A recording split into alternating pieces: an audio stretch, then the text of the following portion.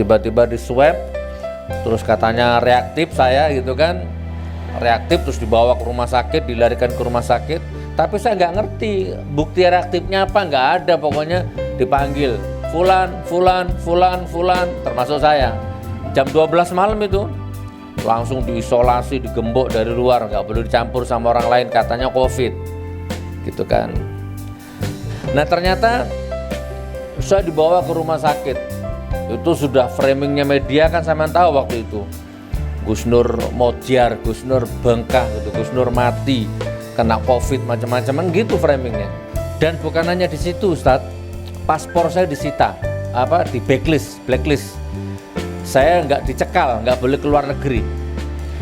Coba saudaraku ya, sampai segitunya. Padahal waktu itu saya dapat undangan safari dakwah di Australia.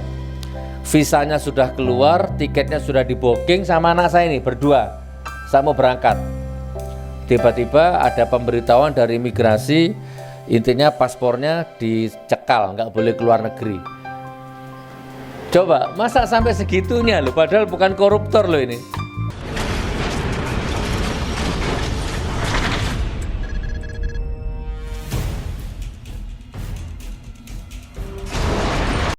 Assalamualaikum warahmatullahi wabarakatuh. Innal hamdalillah nahmaduhu wa nasta'inuhu wa nastaghfiruh wa na'udzu billahi min shururi anfusina wa min sayyiati a'malina. May yahdihillahu fala mudilla lahu wa may yudlil fala hadiyalah. Asyhadu an la ilaha illallah wahdahu la syarika lah wa asyhadu anna Muhammadan abduhu wa rasuluh la nabiyya wa la rasula ba'dah. Qala Allah Ta'ala fi kitabihil karim, a'udzu billahi minasyaitonir rajim. Bismillahirrahmanirrahim. Ya ayyuhalladzina amanu ittaqullaha haqqa tuqatih wa la tamutunna illa wa antum muslimun. Al-ayah. Wa qala Rasulullah sallallahu alaihi wasallam, bada'al islamu ghariban wa sayaudu ghariban kama bada'a fatuba lil ghuraba. Alhamdulillah, para hadirin sekalian, di kesempatan siang hari ini kita masih diberikan kenikmatan oleh Allah Subhanahu wa taala untuk dapat, yang pertama adalah bersilaturahim di kediamannya Gus Nur. Alhamdulillah, yang kedua kita masih diberikan nikmat sehat oleh Allah, sehingga seluruh kenikmatan sehat kita mampu kita gunakan untuk memperkuat perjuangan dakwah, untuk memperkuat amanah Rasulullah SAW kepada umatnya, sehingga kita memanfaatkannya untuk benar-benar sebagai bentuk aktivitas amar ma'ruf nahi mungkar. Dan alhamdulillah, di tengah-tengah kita sudah hadir salah satu pejuang Islam, Gus Nur, yang beberapa waktu yang lalu, mungkin sudah 10 bulan lamanya, beliau mendapatkan kemuliaan dari Allah Subhanahu wa taala untuk meningkatkan kualitas keimanannya, untuk diuji. Allah ingin melihat bagaimana semangat Gus Nur, bagaimana sikap Gus Nur menghadapi konsekuensi daripada perjuangan. Insya Allah beliau termasuk orang yang istiqomah, beliau termasuk orang-orang yang masih jujur, yang masih lurus di dalam memperjuangkan aktivitas dakwah yang itu merupakan warisan dari Rasulullah SAW.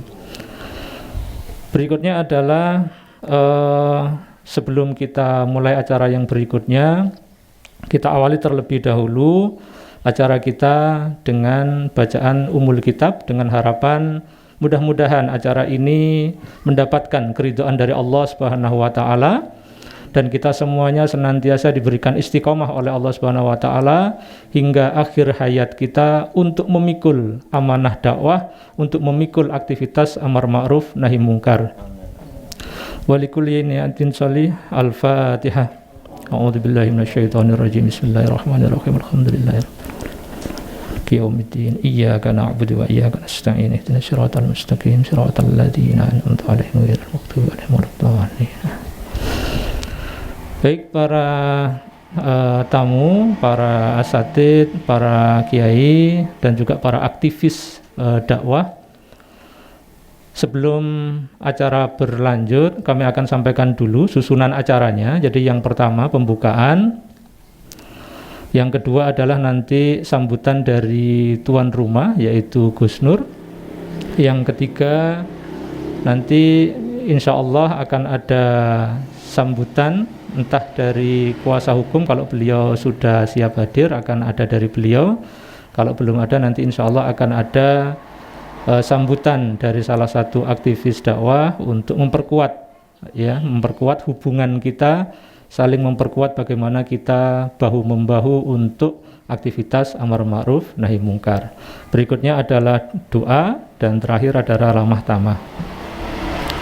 Baik, jadi kami di sini semuanya Gus Nur, jadi insya Allah adalah orang-orang yang senantiasa sikoh ya kepada dakwah, istiqomah kepada dakwah.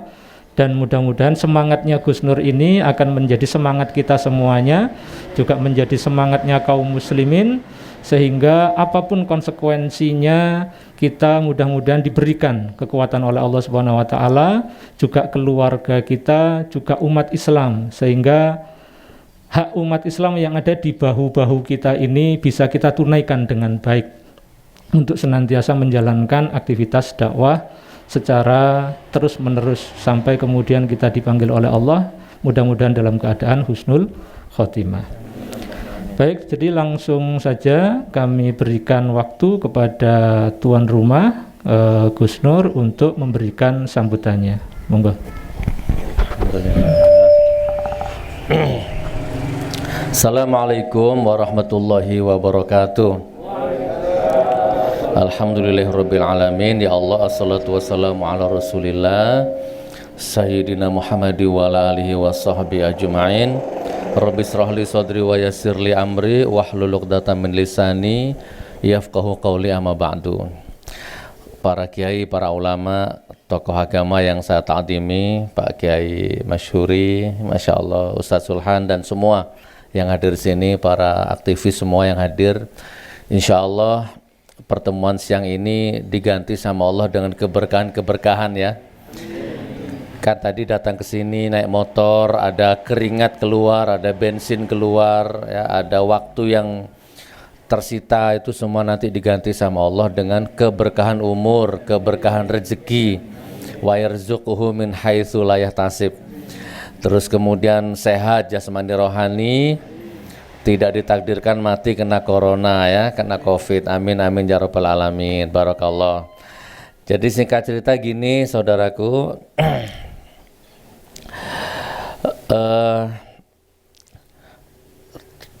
ternyata yang di penjara itu kan hanya orang di penjara itu hanya badan, hanya jasad.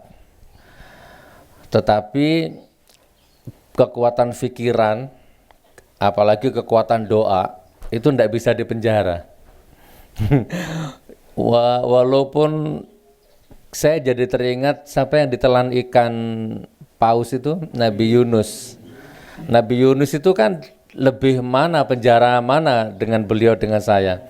Nabi Yunus itu ditelan ikan, masuk, terus ikannya nyelam ke dasar laut yang dalam, sampai mentok ke dasar samudra, sampai cahaya matahari udah nggak bisa nembus ke situ.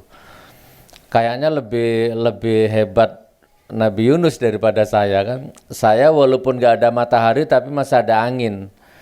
Jadi hanya tubuh yang dipenjara, tetapi doa ini tembus ternyata ke tembok-tembok. Temboknya penjara itu setebal apa, tembus doanya itu. Terbukti. Jadi gini, ini contoh ini ya, sudah saya tulis di dalam buku ini halaman 37, nanti dicek ya. Ini kan saya beli tanah ini dulu sekitar 450-an lah ya, 450 juta ini saya dulu beli ini. Mas Parman yang nemu ini. Terus dibayar separuh karena kata notarisnya nanti kalau sudah sertifikat jadi baru dilunasin. Oke, jadi dibayar separuh. Kurang lebih 175-an lah kurangnya itu, kurang lebihnya. Nah, jadi waktu 1 minggu belum ditangkap, itu notaris telepon, Gus, sertifikat jadi, IMB jadi, semua jadi, segera dilunasi, siap gitu. 1 minggu itu sebelum ditangkap. Nah, sambil usaha kemana-mana, ikhtiar kemana-mana, belum ada hasil, terus ditangkap itu saya. Gitu kan. Banyak, coba saya tanya, 175 juta itu banyak apa sedikit? Banyak, Pak. Mau kerja keras bagaimana susah, dan waktu itu enggak ada channel, saya nggak ada feeling, nggak ada uang gitu ya. Uang kemana? Nggak ada. Ya doa lah istilah. Alhamdulillah hanya doa yang punya. Jadi ditangkap di penjara itu yang saya pikir ini tanah ini, saya nggak mikir apa-apa. Ya Allah, gimana ini tanah ini, ya Allah gitu. Di dalam penjara pun begitu. Terus gitu berdoa. Ini saya potong ceritanya. Tiba-tiba Umi ditelepon sama orang Singapura. Umi ini ngakunya jamaah saya, lihat saya di YouTube, gitu kan. Nggak pernah ketemu saya, nggak ada hubungannya sama bisnis saya. Dia bukan pelanggan madu saya, nggak pernah beli dagangan saya, nggak pernah ketemu, gitu kan. Orang Singapura, Pak, telepon Umi. Dapat di YouTube nomornya itu. Intinya dia ngomong gini, Umi, Gus Nur punya utang enggak? Intinya gitu.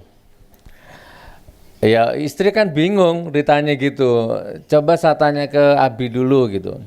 Ya saya potong ceritanya, intinya ya udah ngomong aja apa jujurnya. Pertama Umi ngomong enggak punya. Bahkan orang tuh sampai nanya gini, itu saya lihat ada mobil ya Umi ya, itu kredit apa lunas? Sampai gitu orang, Pak. Coba, kan tambah bingung itu Umi itu. Singkat cerita, ya sudah Mi, jawab aja apa adanya mah, apa, bilang aja punya itu nota apa, sertifikat itu. Nah akhirnya telepon lagi, istri saya jujur, iya Pak ada punya tanggungan di notaris 175 juta lebih, karena tanah ini dulu beli, belum lunas gitu. Oke, kalau gitu hari Senin saya transfer gitu. Jadi 2 hari kemudian ditransfer 175 juta lebih lunas. Ini saya tulis di halaman 37, 35 hari dalam tahanan lunas utang ratusan juta judulnya. Bahkan ini foto Umi, foto istri waktu sama notaris ngambil sertifikatnya ini saya pasang di sini nih. Nah, jadi poin pertama yang ingin saya bagi pengalaman dengan Anda ya saudaraku, ini bagi pengalaman. Tubuh bisa dipenjara, tapi doa nggak mungkin bisa dipenjara. Mau ditanam di sumur berapa 1000 meter sekalipun, yang namanya doa tetap akan menembus tembok penjara, menembus dimensi ruang dan waktu, menembus langit. Ini yang dipenjara ini, ya bisa melunasi hutang ratusan juta. Dan ternyata ini detik ini saya ngomong ya, ternyata selama 10 bulan itu kok lancar ya. Saya lihat di luar katanya PHK, pandemi, orang bingung cari uang, tidak boleh kerja, macam-macam. Saya di penjara tenang Pak, pesantren 20 juta tiap bulan lancar. Dari mana uangnya? Wa yarzuqhu min haitsu la yahtasib.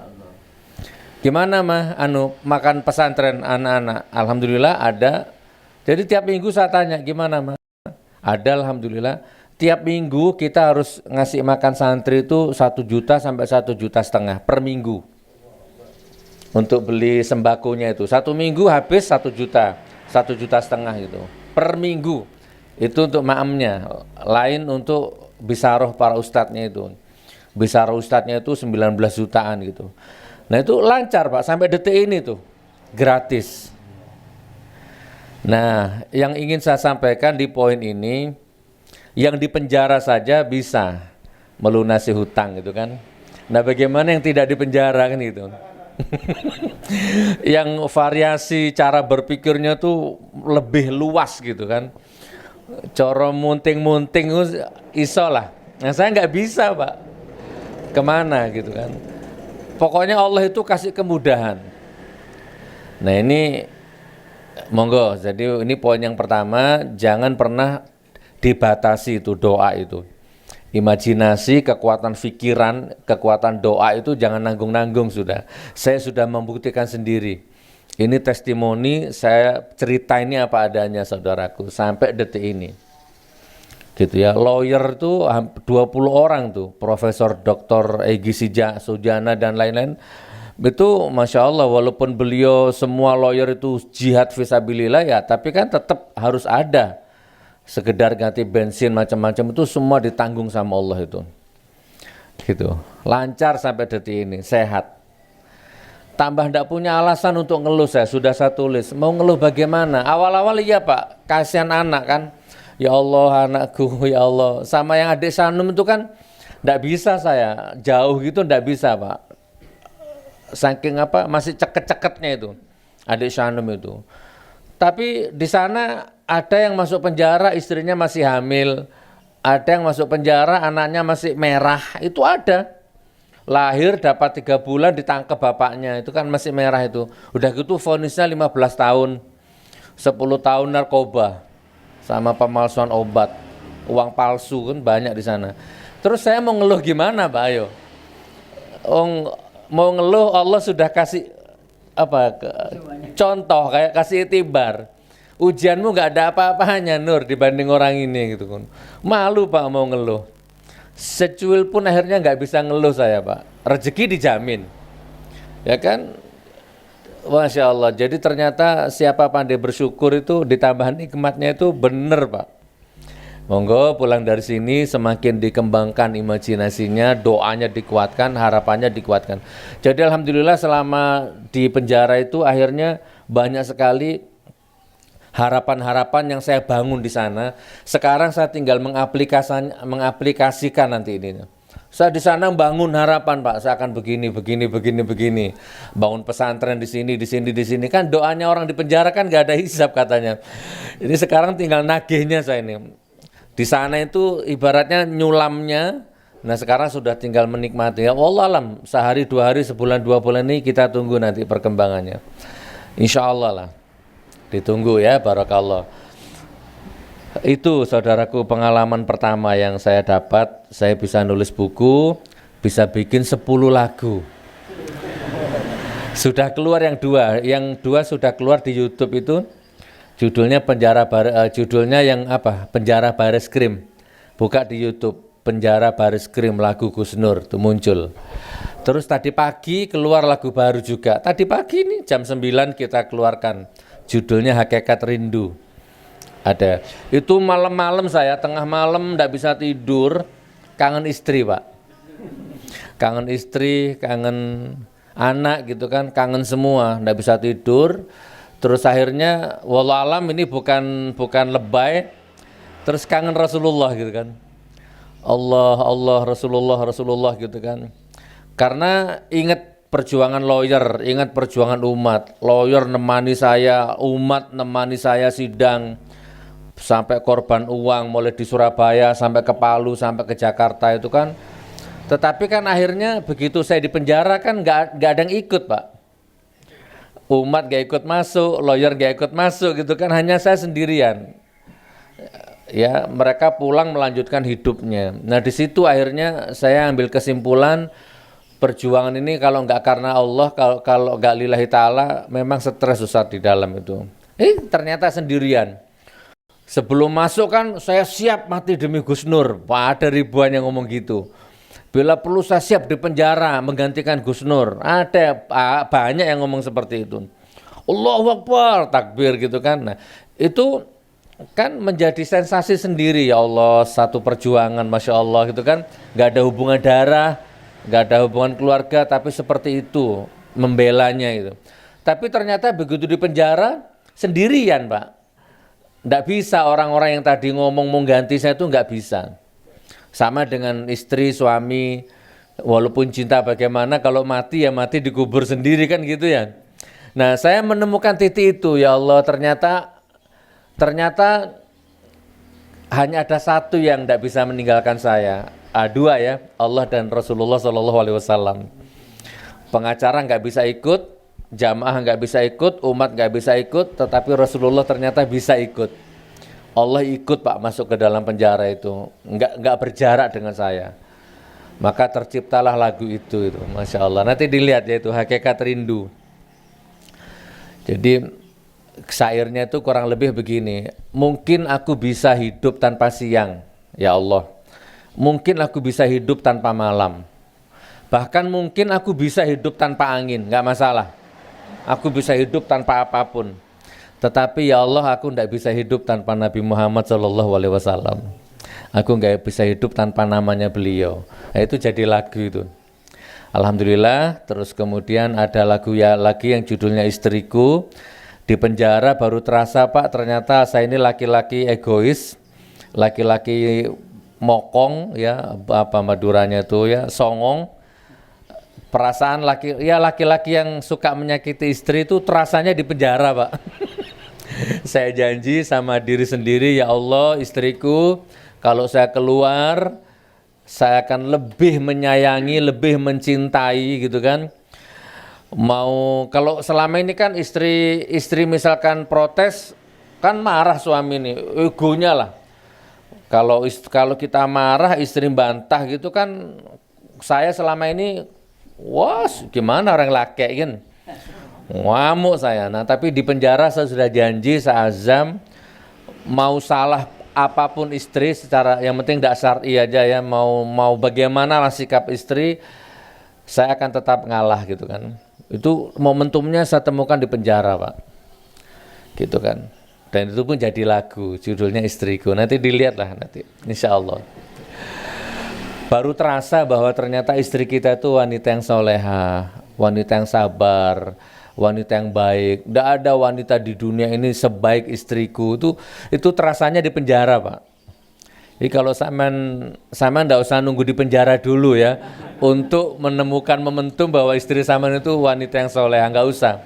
Sayalah yang mewakili, insya Allah.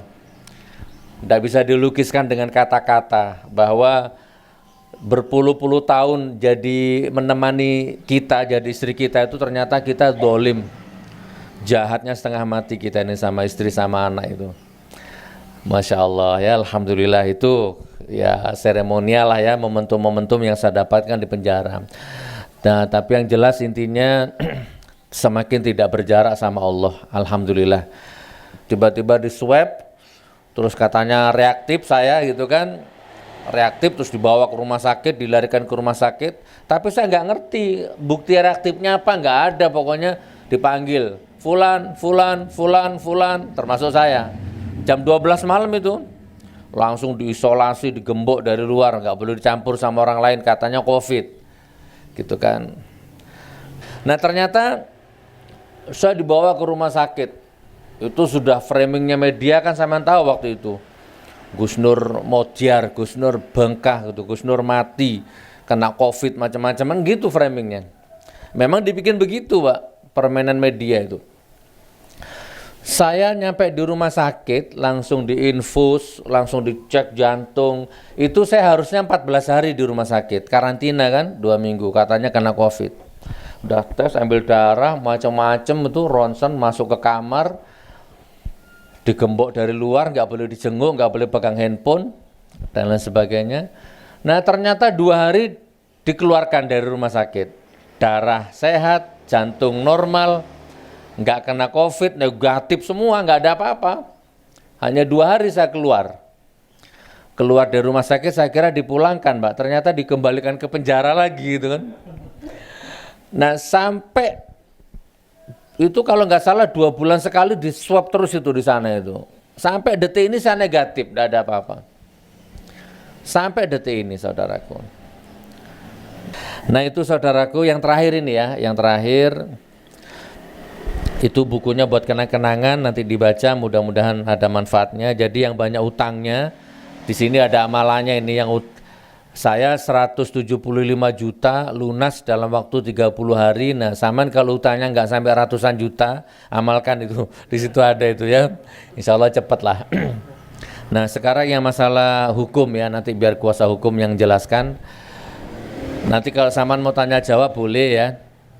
Jadi Pak, saya ini dituduh mencemarkan nama baik NU kan gitu ya.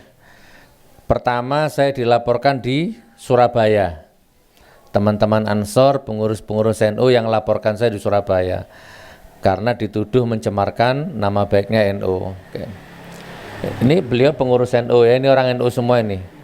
Ya, Nahdlatul Ulama. Saya dengan Gus Aam baik, dengan Gus Edi baik. Adiknya Bu Haji Sinta, Bu Sinta Nuria itu punya adik kandung namanya Gus Edi, itu sering kesini, main-main kesini, baik ya.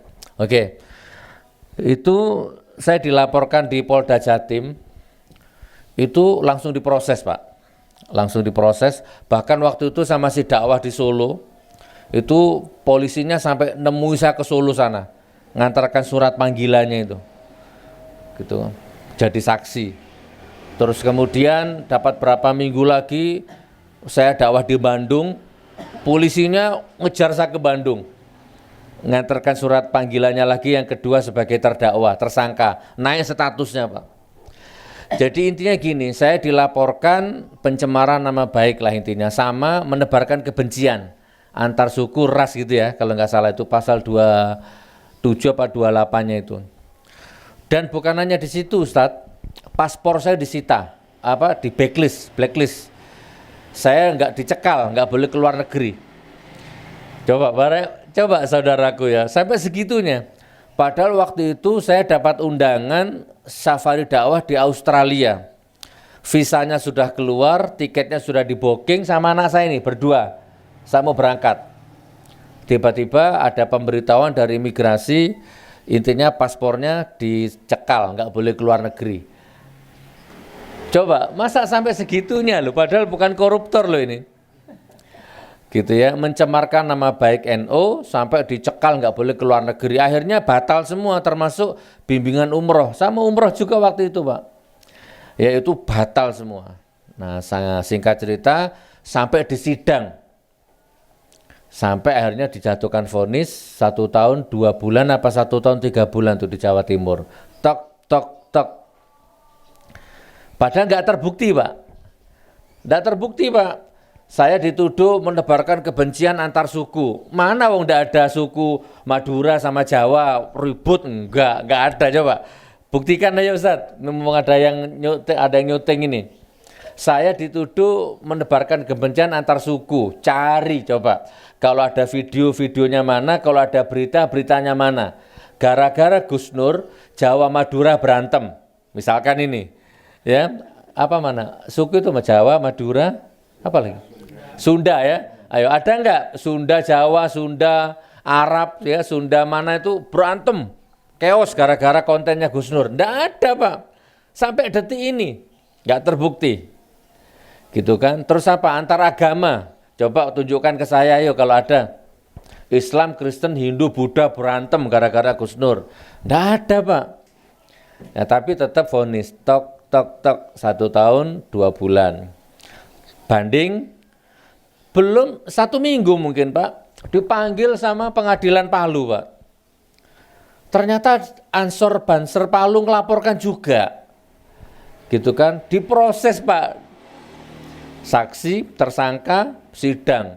Kalau di Surabaya mending lah masih bisa ditempuh darat lah. Kalau Palu kan pesawat Pak. Pulang pergi itu 3 orang, 4 orang itu. Tiap Kamis kalau nggak salah ke Palu itu. Masya Allah. Tapi ya wa yarzuqhu min haitsu la yahtasib tadi. Yang di Palu ini malah lebih nggak masuk akal lagi saudaraku. Ya sama kasusnya, menebarkan kebencian antar suku, antar ras, gitu, antar golongan, sama. Padahal di Palu itu pesantren saya itu santrinya berbagai macam suku ada di sana Pak.